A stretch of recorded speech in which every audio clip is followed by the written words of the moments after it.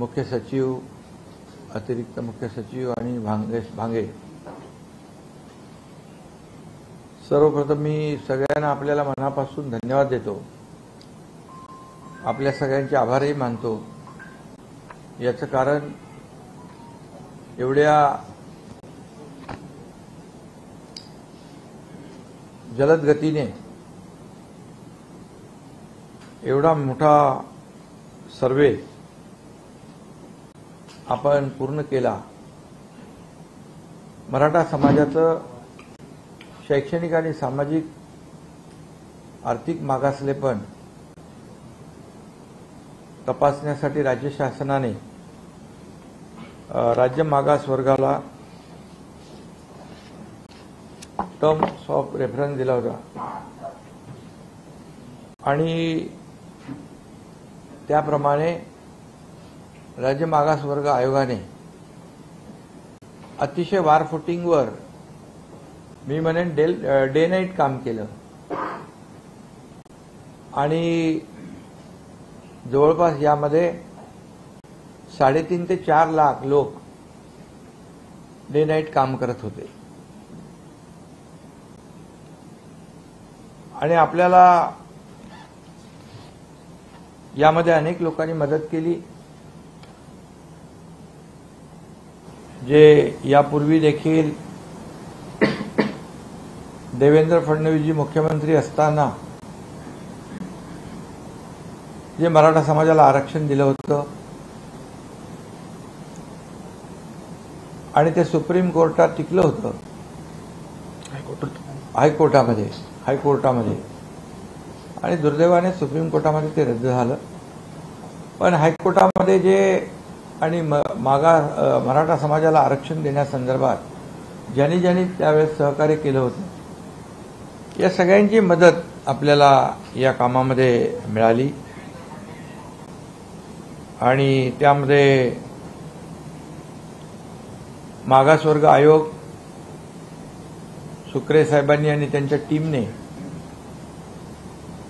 ज्या गोष्टींची, ज्या यंत्रणांची आवश्यकता होती, त्या सर्व यंत्रणा यामध्ये कामी आणल्या, त्यांचं सहकार्य घेतलं आणि आज हा अतिशय महत्त्वाचा असा अहवाल या ठिकाणी शासनाला त्यांनी सुपूर्द केलेला आहे. सदर अहवाल मंत्रिमंडळाच्या बैठकीमध्ये ठेवला जाईल आणि त्यामध्ये सादर करून शासन निर्णय घेईल. आणि त्यासाठी विशेष अधिवेशन 20 फेब्रुवारीला आपण जाहीर केलेला आहे. त्या अधिवेशनामध्ये या बाबतीमध्ये चर्चा होईल. या कामामध्ये जिल्हाधिकारी, विभागीय आयुक्त, मनपा आयुक्त आणि त्यांची सगळी टीम हे काम करत होती आणि जवळपास 2.25 कोटींपेक्षा जास्त कुटुंबांचं सर्वेक्षण यामध्ये करण्यात आलं. त्यामुळे मी पुन्हा एकदा सांगतो की आदरणीय सुक्रे साहेब आणि त्यांच्या टीमचं मनापासून मी अभिनंदन करतो. ज्या पद्धतीने काम झालेलं आहे त्यामुळे आम्हाला शासनाला विश्वास आहे की मराठा समाजाला शैक्षणिक आणि सामाजिक मागासलेपणावर टिकणारं, कायद्याच्या चौकटीत बसणारं आरक्षण ओबीसीला कोणताही धक्का न लावता, इतर समाजावर कुठलाही अन्याय न करता या ठिकाणी मराठा समाजाला देय असलेलं टिकणारं आणि कायद्याच्या चौकटीत बसणारं आरक्षण देता येईल, मिळेल असा विश्वास आम्हाला वाटतो. त्यामुळे मी पुन्हा एकदा आपल्या सगळ्यांना मनापासून आज जास्त बोलणं या ठिकाणी उचित नाही. आपण आम्हाला अहवाल दिलेला आहे, सुपूर्द केला आहे. त्यासाठी खूप आपण सगळ्यांनी मेहनत परिश्रम घेतलेले आहेत आणि त्यामुळे मी पुन्हा एकदा शासनाच्या वतीने मनापासून आपल्याला धन्यवाद देतो.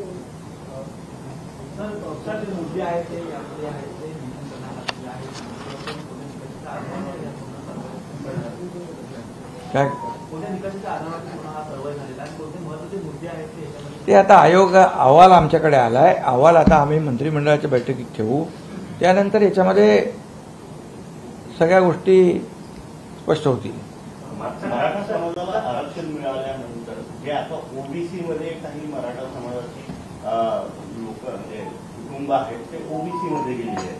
मात्र हे जे मराठा समाजाचं स्पेशल आरक्षण असेल ते त्यांना लागू होईल का? नाही, याच्यामध्ये मराठा समाजाला आरक्षण आपण देताना जे तुम्ही म्हणाला ते कुणबी दाखल्यांचा विषय, ज्याच्या जुन्या नोंदी कुणबी आहेत 1967 पूर्वीच्या, त्या जुन्या नोंदीचा कायदा आहे पूर्वीचा, आपण काय नवीन केलेला नाही.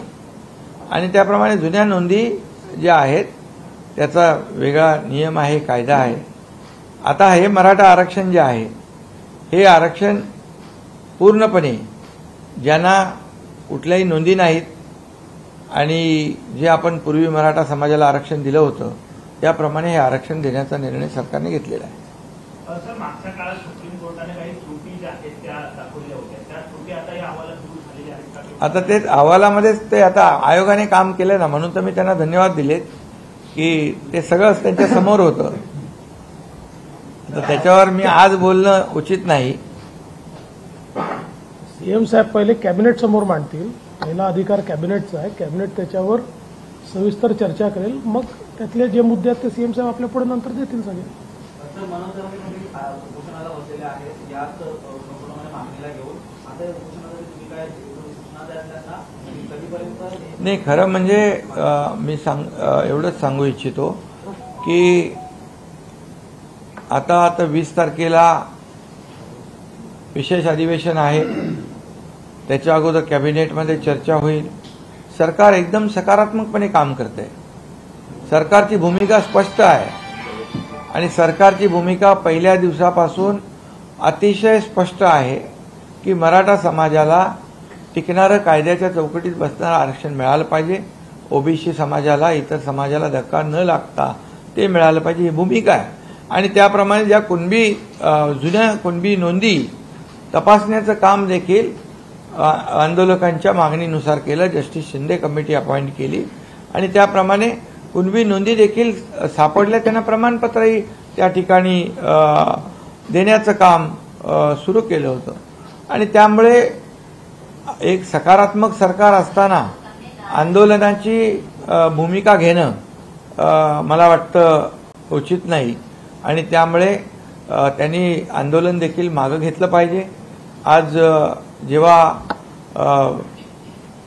काही त्याच्यामध्ये अडथळे होते, काही बाबी अस्पष्ट होत्या अगोदरच्या GR मध्ये, त्या देखील आम्ही सुटसुटीत सुलभपणे दाखले कसे मिळतील ज्यांच्या कुणबी नोंदी जुन्या आहेत त्यांना. त्यामुळे सरकार पूर्णपणे सकारात्मक आहे आणि त्यामुळे आंदोलकांनी सरकार सकारात्मक असल्यामुळे आंदोलन एकतर करायला नको होतं, दुर्दैवाने ते झालं.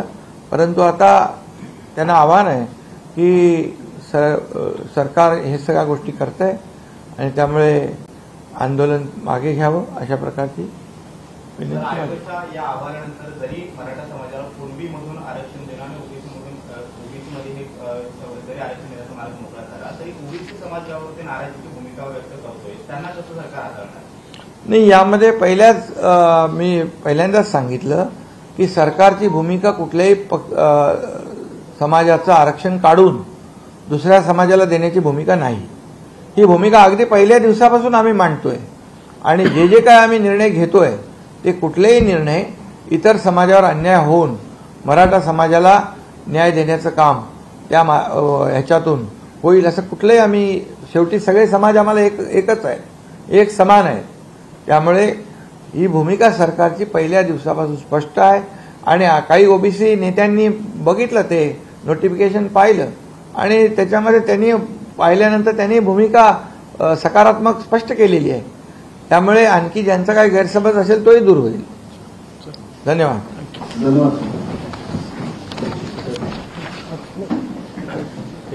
Chief secretary